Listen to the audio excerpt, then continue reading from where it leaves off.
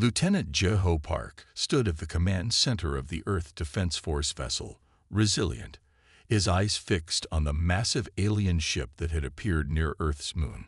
The ship was beautiful in a strange way, with its smooth purple hull that seemed to glow from within. But Jeho didn't let its beauty fool him.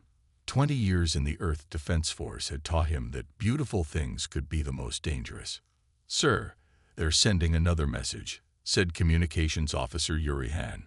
Her fingers moved quickly across her control panel as she worked to translate the alien signals. "It's the same as before. They want to talk." Jeho nodded slowly. After 3 days of watching the alien ship, they still weren't sure if they could trust it. The ship had appeared without warning, but it hadn't made any aggressive moves. It just sat there, sending messages about peace and friendship. "What does command say?" Jeho asked, turning to his second-in-command, Commander Do-hyun Kim. Do-hyun looked up from her tablet. "They want us to accept the communication." "Sir, the UN Security Council voted an hour ago. We're humanity's first contact team." Jeho felt the weight of history on his shoulders. Millions of people on Earth were watching this moment. He straightened his uniform and took a deep breath. "Officer Han, open the channel," he ordered. The main screen lit up, showing a creature that looked nothing like any alien from Earth's movies or books. It had smooth, silvery skin that reminded Jeho of liquid mercury, and its eyes were like perfect circles of deep purple light. When it spoke, its whole body seemed to ripple. "Greetings, humans of Earth," the alien said in perfect English, its voice surprisingly musical. "I am High Commissioner V of the Galactic Council. We have been watching your species for some time, and we believe you are ready for first contact." Jeho kept his face neutral, even though his heart was racing. "I am Lieutenant Jeho Park of the Earth Defense Force. We welcome peaceful contact with your people." The alien's body rippled again, but this time Jeho thought it looked almost like a laugh. "My people? Oh, you misunderstand. I represent the Galactic Council, a union of over 300 spacefaring species. My own species, the Nexus, serves as the Council's leadership due to our advanced development." Something about the way the alien said advanced development made Jeho uncomfortable. He glanced at senior diplomat Hee-young Kang, who had been quietly observing from the side. She gave him a slight nod, encouraging him to continue. "We would be interested in learning more about the Council," Jeho said carefully. "Of course you would." High Commissioner Vei's body shimmered. "We have much to teach your young species. For example, we notice you still use primitive projectile weapons and nuclear power. Most species abandon such inefficient technologies long before reaching space." Jeho felt his jaw tighten, but Hee-young stepped forward before he could respond. "High Commissioner, we appreciate your offer of guidance. However, our technologies have served us well and continue to advance at their own pace." "Ah yes, diplomatic deflection. How charming." V's body rippled again. "You'll learn that such provincial attitudes have no place in galactic society. But don't worry, we're here to help you advance properly." Over the next few hours, V explained the Council's structure and rules. Humanity could join as a probationary member, but there were many restrictions. They couldn't build new warships. They couldn't establish colonies without Council approval. They had to share all their technology for safety review. When the communication ended, Jeho turned to Hee-young. "What do you think?" The diplomat's face was troubled. "They're hiding something. Did you notice how interested they were in our military capabilities? They kept coming back to our weapons, our ships, our defense systems." "I noticed," Jeho said. "They called our technology primitive at least 10 times, but they sure seemed curious about it." "Sir," Officer Han's voice cut through their conversation. "The alien ship, it's releasing something." Hundreds of small objects were streaming from the Council ship. As they got closer, Jeho could see they were some kind of probes or satellites. "They're taking up positions around Earth," Da-hyun reported, studying her screens. "Creating some kind of network." Before Jai-ho could respond, Vei's image appeared on their screen again. Don't be alarmed. These are simply monitoring stations to ensure compliance with Council regulations, standard procedure for all new species. Jai-ho wanted to protest, but he knew Earth's governments would accept almost any conditions to gain access to advanced alien technology. He watched helplessly as the alien devices surrounded his home planet. Later that night, after sending his reports to command, Jai-ho sat in his private quarters looking at pictures of his family. His daughter had just started university, studying engineering. He wondered what kind of galaxy she would inherit. His computer beeped with an incoming message. It was from Hee-young. Meet me in Observation Room 3. Important. When Jai-ho arrived, he found Hee-young studying star charts with intense concentration. She didn't look up when he entered. I've been analyzing the Council's membership rules, she said, cross-referencing them with the star maps they provided. Something doesn't add up. What do you mean? Look here. She pointed to several star systems. These are supposed to be thriving Council member worlds, but our long-range scans show no signs of advanced civilization. It's like they've been erased. Jai-ho felt a chill run down his spine. Could our scans be wrong? I thought of that. But then I found this. She pulled up an old radio telescope recording. It's a transmission we picked up 10 years ago from one of those systems. A distress call, though we didn't recognize it as such at the time. They were begging for help, saying the Council was coming to help them advance. The same words Vei used with us, Jai-ho said quietly. Exactly. Hee-young's face was grim. I think we need to be very careful about how much we trust our new galactic friends. What can we do?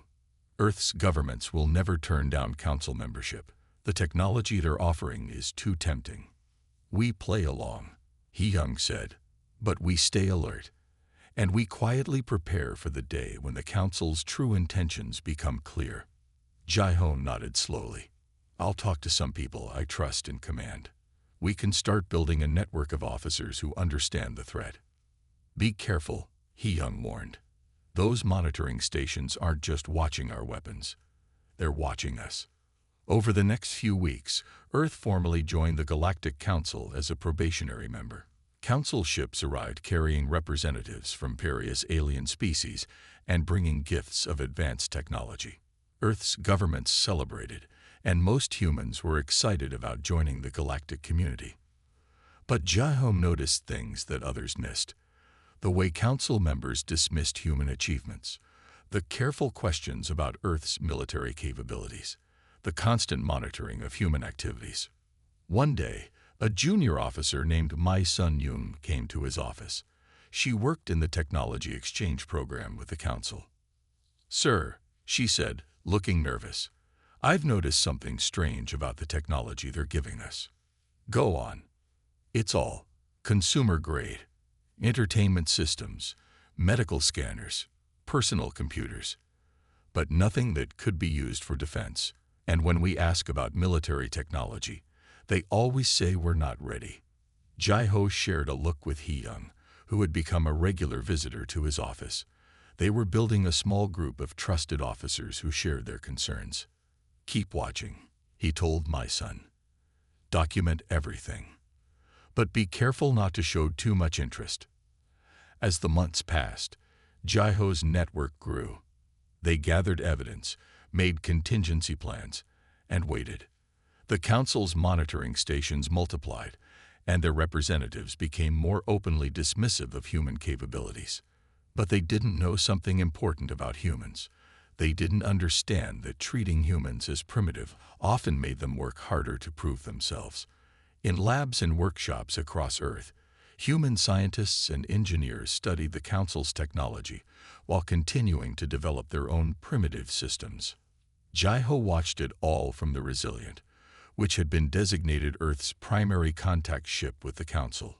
He knew that someday, the Council would show its true face, and when that day came, humanity needed to be ready. 1 year after first contact, Jai-ho stood in his quarters looking at Earth through his window. The council's monitoring stations glinted in the sunlight like artificial stars. His computer beeped with an encrypted message from He-Young. More empty worlds found. Council patterns matching historical data. Timeline accelerating. We need to move faster. Jaiho sent back a single word. Agreed. The game was starting. Humanity would play by the Council's rules, for now. But they would also prepare, because Jaiho and his growing network of allies had learned something important. Sometimes, being underestimated was the greatest advantage of all. He looked again at Earth, his home, surrounded by alien devices that claimed to be for protection, but felt more like chains. "Enjoy thinking we're primitive," he whispered. "You'll learn better soon enough." The Council thought they were helping a young species join galactic society. They didn't realize they were creating their own worst nightmare. Because humans had one trait that the Council hadn't accounted for. They learned from their enemies' mistakes. And the Council was making a very big mistake indeed. 5 years had passed since Earth joined the Galactic Council. Intelligence Officer Du-Yun Lee sat in his dimly lit office at the Earth Defense Force headquarters, studying data from across the galaxy. His eyes were tired from looking at screens all day. But he couldn't stop. Not when he was finally starting to see the pattern.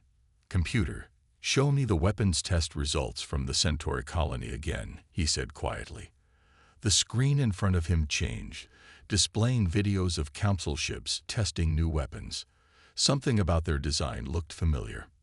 A soft knock at his door made him look up. Captain Sun Mei Choi of the Covert Operations Division stood in the doorway, holding a datapad. "You need to see this," she said, walking over to his desk. "We just intercepted a Council transmission from their military base in the Proxima system." Do-Yun took the pad and started reading. His eyes widened. "These weapon designs, they're based on our old railgun technology. The same primitive weapons they told us to stop using." Sun Mei nodded grimly. "Not just the railguns. Look at the power systems they're using." Do-Yun scrolled through more pages. The Council was using modified versions of human nuclear power systems, projectile weapons, and even some of Earth's outdated computer systems. But they had changed them just enough that most people wouldn't notice the connection. "They're stealing our technology," Du-Yun said. "All this time, they weren't just watching us. They were learning from us." "It gets worse," Sun Mei said. She reached over and tapped the pad, bringing up new files. "These are reports from Council military actions against other races. They're using modified human tactics. The same strategies they called primitive and inefficient when they first met us." Do-Yun remembered those early days after first contact. The Council representatives had been so dismissive of human military technology and strategy. They had insisted that energy weapons and shield systems were the only proper way to fight in space. But now, "They lied to us," he said. "They knew our technology and tactics worked well. They just didn't want us using them." A message popped up on his computer screen. It was from Lieutenant Jaiho Park, who now commanded Earth's largest defense fleet. "Meet me at the usual place. Bring what you found."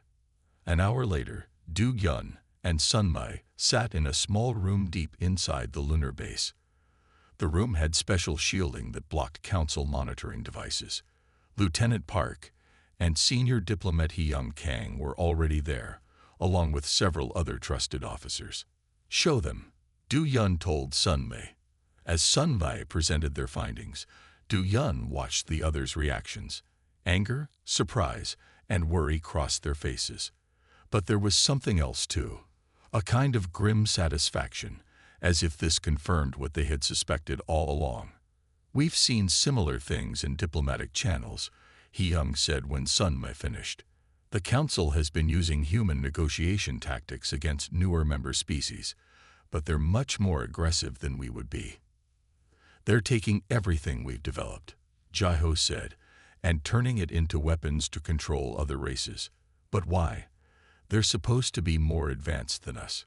"I have a theory about that," Du-Yun said. He stood up and walked to the room's main display screen. "Computer, show analysis file Li7." The screen filled with technical data and images. Look at Council technology from before they met us. It's all based on energy weapons and shield systems. Very advanced, very impressive, but also very predictable. He changed the display to show human military technology. Our weapons and strategies evolved from thousands of years of warfare. We learned to be unpredictable, to find ways around superior defenses.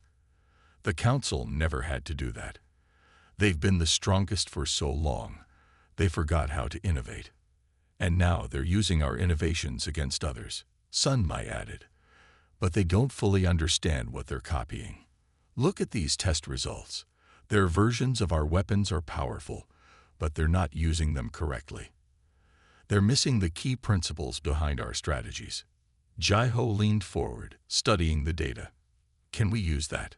Their misunderstanding of our technology. Maybe, Du-Yun said. But we need more information.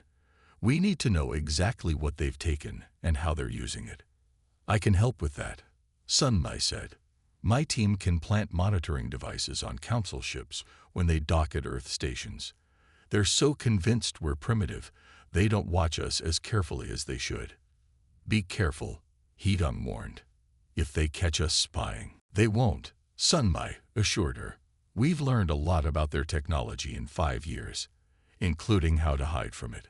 Over the next few months, Du-Yun and Sun Mai's team gathered more evidence. They discovered that the Council wasn't just copying human military technology. They were studying everything about human society, looking for advantages they could use. One day, Du-Yun found Sun Mai working late in her office. She looked troubled. "What's wrong?" he asked. She showed him her screen. New data from the Arcturus sector. The Council used modified human tactics to suppress a rebellion on one of their member worlds.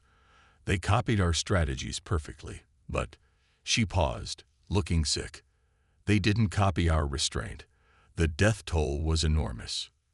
Du-Yun felt cold anger building inside him. The Council was taking human innovations, things developed to protect Earth and its people, and turning them into tools of oppression. We need to tell the public, he said. Sun Mai shook her head. Not yet. The Council's monitoring systems would detect any large-scale information spread. We need to wait for the right moment. And when will that be? When they make a mistake, she said firmly. They think they understand us, but they don't. Not really. Sooner or later, they'll do something that reveals their true nature to everyone. Du-Yun nodded slowly. Then we need to be ready when that happens. Keep gathering evidence. Keep watching their movements. And keep our own technology development going in secret. The Council thought they were clever, stealing human innovations while keeping humanity itself restricted and controlled. But they didn't understand something fundamental about humans. Humans learned from their mistakes. More importantly, they learned from their enemies' mistakes. As Du-Yun walked back to his office that night, he passed a window overlooking Earth. The Council's monitoring stations still circled the planet like artificial stars. But now he saw them differently. They weren't just watching humanity. They were watching their own future destroyers, and they didn't even know it. In his office, Du-Yun opened a secure channel to Lieutenant Park's fleet. Sir, we need to accelerate the backup plan. The Council isn't just stealing our technology anymore. They're becoming more aggressive with it. Understood, Jai-Ho replied. I'll inform the others. Keep watching them. Officer Lee. The day of reckoning is coming sooner than we thought. Du-Yun closed the channel and looked at his wall of data screens. The Council's activities were displayed across them all. Their movements, their weapons tests, their use of stolen human technology. They thought they were being clever, but they were really just showing humanity exactly how they could be defeated. Keep underestimating us, Du-Yun whispered to the screens. Keep thinking we're primitive. Keep stealing our ideas without understanding them. Because when you finally realize your mistake, it will be too late. The silent threat was growing. But it wasn't the threat the Council thought they were creating. Instead of turning human innovations into a weapon against humanity, They were giving humans all the information they needed to bring down the Council itself. The only question was, when would the Council make their fatal mistake? Du Yun had a feeling they wouldn't have to wait much longer to find out. Engineering Chief Taiwan Kim stood in the control room of the New Horizon mining colony, watching the status displays of his mining operations. The colony, located in the asteroid belt of the Ta-Ceti system, was Earth's most productive source of rare minerals. These minerals were vital for building Earth's secret defense projects. "Chief, we have unusual readings from the outer sensor grid," reported his assistant, Jin-A Park. Her hands moved quickly across the control panel as she tried to get more information. Taiwan walked over to her station. The sensor readings showed several large ships approaching the colony. They weren't broadcasting any identification signals. "Send a message to Security Officer Hejun Ryu," Taiwan ordered. "Then contact Earth Command. Something's not right here." Before Jin-A could send the message, the main screen lit up. A familiar silvery figure appeared, a Nexus representative from the Council. "Mining Colony New Horizon," the alien said, its mercury-like body rippling. "Our sensors detect unauthorized technological development at your facility. By order of the Galactic Council, we are here to investigate." Taiwan felt his heart race, but kept his voice steady. "We are operating within Council guidelines. All our technology has been approved. Our scans suggest otherwise," the Nexus representative said. "Prepare for inspection teams." As soon as the transmission ended, Hejun Ryu burst into the control room. "Chief, we need to activate Protocol Omega now." Protocol Omega was the emergency plan developed by Lieutenant Park's network. It would protect their secret research and send warning signals to Earth. But it would also tell the Council that humans knew about their true nature. "How many people can we evacuate?" Taiwan asked. Hejun checked his tablet. "Maybe 60% if we start now. The emergency shuttles are ready." "Do it," Taiwan ordered. "Get as many people out as you can. I'll stay here and make sure the data transmits." The next hour was chaos. As evacuation alarms sounded throughout the colony, Hejun coordinated the escape while Taiwan and Jin-A worked to protect their secrets. They activated hidden programs that would erase sensitive data and send encrypted copies to Earth. But the Council ships moved faster than they expected. Before half the colony's people could escape, energy beams started cutting through the outer sections of the station. "They're not here to inspect," Jin-A said, her face pale as she watched the security feeds. "They're here to destroy everything." Taiwan nodded grimly. "They must have discovered what we were really doing here." He turned to Hejun. "How many got out?" 3,400, Hejun reported. "But we still have over 4,000 people on board." The colony shook as another explosion tore through its structure. Warning lights flashed across all the displays. "Jin-A, send the emergency broadcast," Taiwan ordered. "Full spectrum, no encryption. Let everyone hear it." Jin-A pressed several buttons, and Taiwan began speaking into the communication system. His voice would reach not just Earth, but every human colony and ship in range. "This is Engineering Chief Taiwan Kim of New Horizon Colony. We are under attack by Council forces. They claim we violated technology restrictions, but this is a lie. They are destroying us because they fear human advancement. To all who can hear this, the Council is not our friend. They never were." Another explosion rocked the colony. Smoke started filling the control room. "Hejun, get Jin-A to the last shuttle," Taiwan ordered. "I'll finish the data transmission." "Sir, you'll never make it out," Hejun protested. "Someone has to make sure the truth gets out," Taiwan said firmly. "Now go." As Hejun led Jin-A away, Taiwan turned back to his controls. The Council ships were systematically destroying the colony, but they didn't realize that every blast, every attack was being recorded and transmitted. In the last shuttle, Hejun and Jin-A watched through the viewport as explosions bloomed across the colony's surface. The Council ships were thorough in their destruction. Of the 7,000 people who had lived and worked in New Horizon colony, less than half would survive the day. But To-1's sacrifice wasn't in vain. His broadcast reached across human space, and the recorded evidence of the Council's attack spread quickly despite their attempts to stop it. The Council had finally made the mistake that Sun Mai and Du Yun had been waiting for. On Earth, the response was immediate.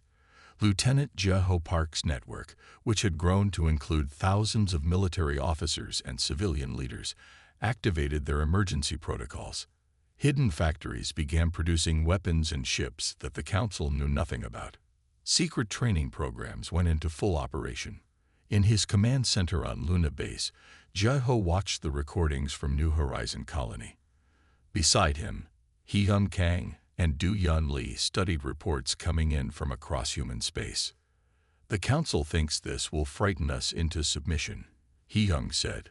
"They don't understand humans at all." "No," Jeho agreed. "They don't understand that attacking us will only make us stronger." Du-Yun looked up from his reports. "Every human colony is reporting in. They're all ready to fight. The Council's attack united humanity in a way nothing else could have." The next day, the Council sent messages to Earth, claiming that the New Horizon colony had been destroyed because it posed a threat to galactic peace. They expected humans to accept their explanation and submit to even stricter controls. Instead, humanity's response shocked them. Every human representative to the Council resigned at the same time. Every human world began openly preparing for war. The Council had wanted to prevent human advancement, but their attack had only guaranteed it. Hajun Ryu, one of the few survivors from the colony's leadership team, spoke to Earth's United Defense Council. He showed them the evidence he had managed to save, proving that the Council had been planning the attack for months. "They destroyed New Horizon because they found out we were learning too much," he explained. "They saw that we were developing new technologies, not copying theirs. That scared them more than anything else." The Council had believed that destroying New Horizon colony would teach humanity a lesson about obedience. Instead, it taught humanity something very different. The only way to survive was to become strong enough that no one would dare attack them again. As news of the attack spread, humans across the galaxy began working together in ways the Council had never expected. Colony worlds that had once competed now shared resources and technology. Scientists who had worked in secret now collaborated openly. The Council's attempt to weaken humanity had instead made them more powerful than ever. In his temporary office on Luna Base, Ho-Jun looked at a picture taken at New Horizon colony just a week before the attack. Tai-1 Kim stood in the center, smiling proudly with his team. The engineering chief had died making sure the truth got out, and his sacrifice would not be forgotten. "They thought destroying one colony would break us," Ho-Jun said to himself. "Instead, they just showed everyone why we need to be strong." The Council had finally shown their true face, just as Jeho and his network had predicted. But they had chosen the wrong species to attack. Because humans didn't break under pressure, they became stronger. The breaking point had come, but it wasn't humanity that would break. Soon, the Council would learn just how dangerous humans could be when they were fighting for survival. Admiral Yoon Hee-song stood on the bridge of the Earth Defense Force flagship Vengeance, watching as her fleet assembled near Jupiter. 6 months had passed since the destruction of New Horizon colony, and humanity was ready to strike back.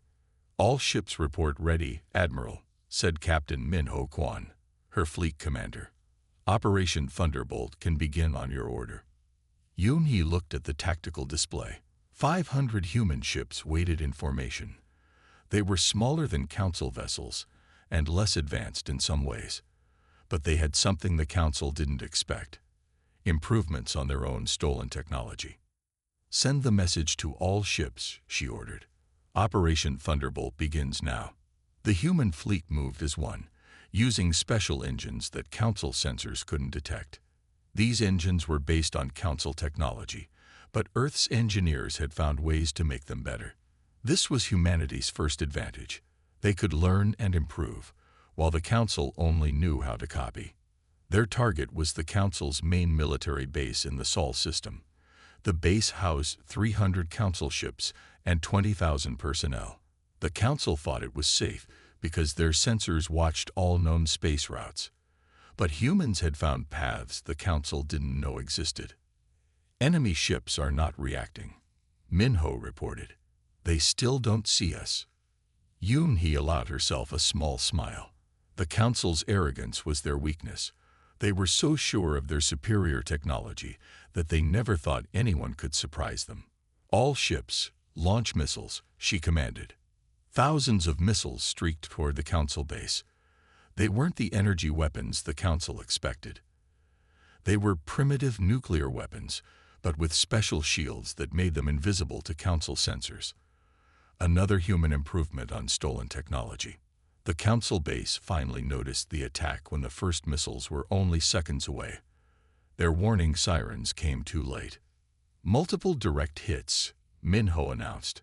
Council shields are failing. They didn't expect physical weapons to be so powerful. The Council ships tried to respond, but they were confused. Their tactics were copies of human strategies, but they didn't truly understand them. They tried to fight like humans while using their own technology, and it didn't work. Second wave, begin attack, Yoon-hee ordered. More human ships appeared from hiding places around Jupiter's moons. The Council had never thought to look there because their sensors couldn't work in the radiation fields. But human ships, built to handle Earth's Van Allen belts, worked perfectly. Council ships are launching fighters, Minho reported. They're using our squadron tactics. But they're using them wrong, Yoon-hee noted. The Council fighters moved in perfect formations, just like they had seen in human training videos. But they didn't adapt when situations changed.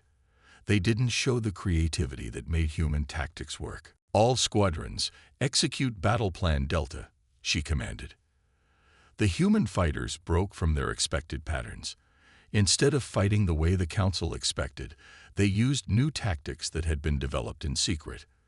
The Council fighters, trained to copy old human methods, couldn't adapt fast enough. Enemy fighters are falling back, Minho reported. Their formations are breaking. The battle continued for 3 hours. The Council ships fought hard, but they were always one step behind. They had copied human weapons and tactics without understanding the principles behind them. When humans changed their methods, the Council couldn't adjust. Council base has lost all shields, Minho announced. Their main reactor is failing. They're sending surrender signals.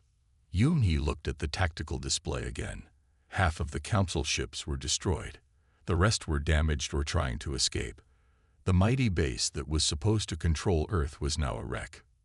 Send the message, she ordered. Minho activated the communication system, and Yoon-hee spoke to every Council ship and base in range.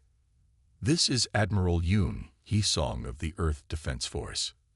You thought humans were primitive because we didn't copy your technology. You thought we were weak because we did things differently. You were wrong. We learned from you while you only copied from us.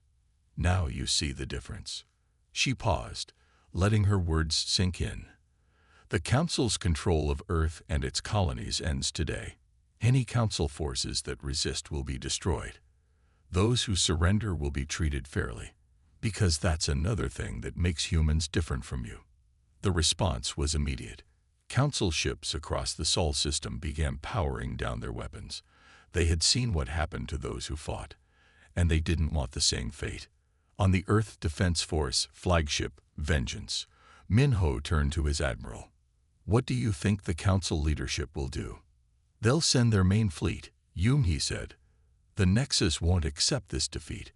They'll try to crush us with overwhelming force. She smiled slightly. That's exactly what we want them to do. The victory at Jupiter was just the beginning.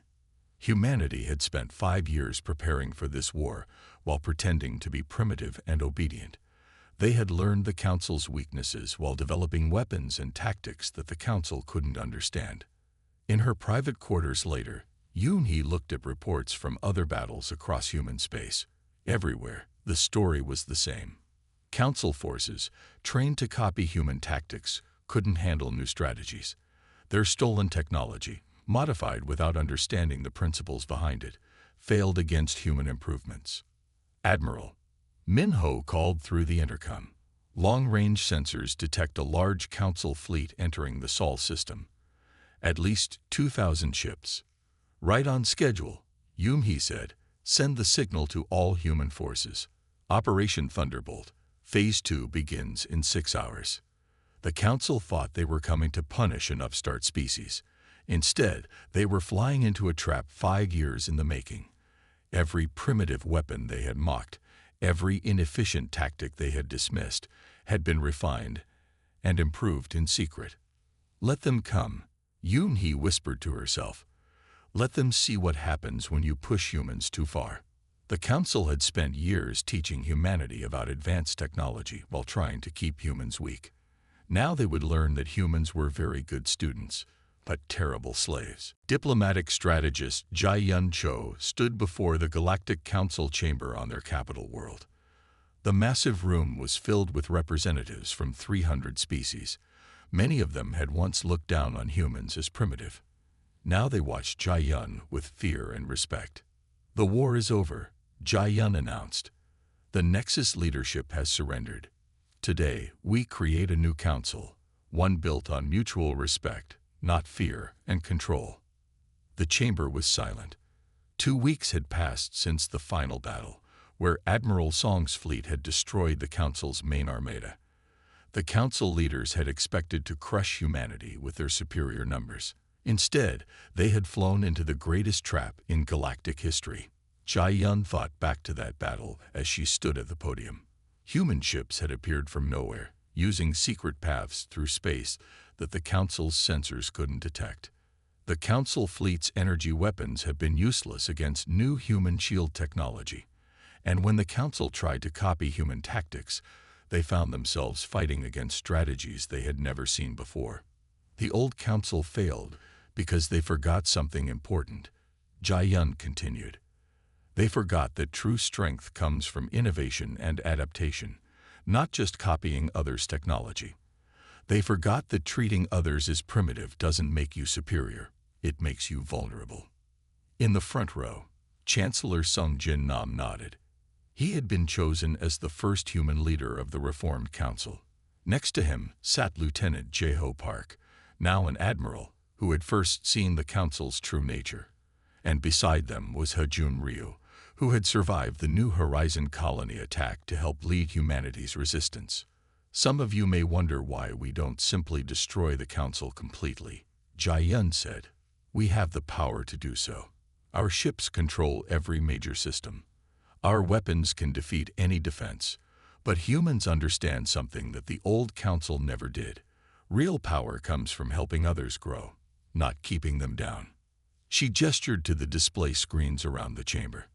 They showed scenes from across the galaxy. Human engineers helping other species improve their technology. Human teachers sharing knowledge that the Council had kept secret. Human doctors treating people the Council had ignored. The old Council thought they could stay strong by keeping others weak. Jae-yun explained. They stole innovations but didn't understand them. They copied tactics but couldn't adapt them. They thought they were learning from us, but they were only collecting information without gaining wisdom. Chancellor Nam stood up to join her at the podium. Under the new council, he said, all species will have the right to develop their own technology. All will have access to education and resources, and none will be called primitive simply because they do things differently. The chamber erupted in applause.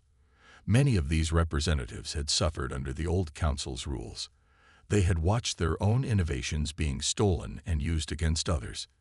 Now they had a chance to grow freely. Later that day, Jae-yun met with Admiral Park in a quiet garden outside the council building. They had both aged in the years since first contact, but their eyes were still sharp. Did you ever imagine this? Jae-ho asked, looking at the alien plants around them. When you first warned me about the council's true nature. No, Jae-yun admitted. I just knew we had to be ready when they showed their real face. I never thought we'd end up leading the whole galaxy. Leading, but not controlling, Jaiho said. That's the difference between us and them. They wanted to control everyone. We just want to help everyone grow stronger. A young alien child ran past them, playing with a human child from one of the diplomatic families. Both children were laughing, neither caring that they came from different worlds. That's the future we fought for, Jai-yun said, watching them play. A galaxy where different species work together instead of fighting each other. In the following months, the changes spread across the galaxy. The Council's monitoring stations were torn down. Their restricted technology lists were erased. Every species was free to develop in their own way. Some of the old Council members had worried that this freedom would lead to chaos. Instead, it led to an explosion of innovation.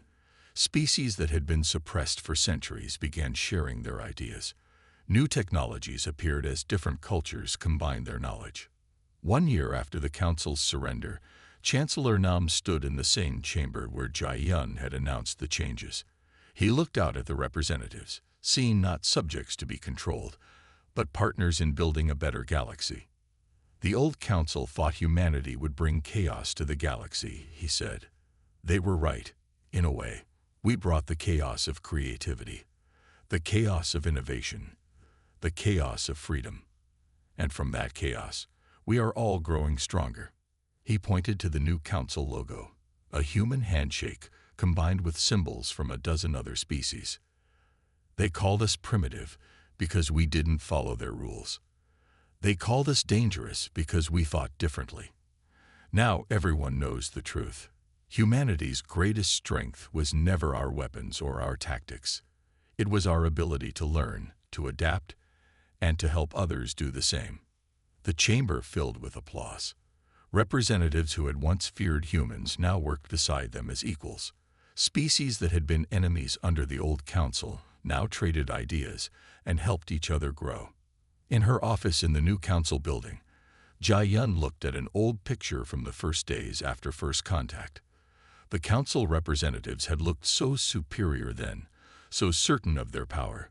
They had thought they were studying a primitive species. Instead, they had awakened a force that would transform the galaxy. They were right to fear us, she whispered to herself, but not for the reasons they thought. They feared we would destroy them, but instead, we showed them a better way to live. The day humans became the galaxy's most feared species was not the day they won the war. It was the day they won the peace that followed, by proving that true strength comes not from controlling others, but from helping them reach their full potential.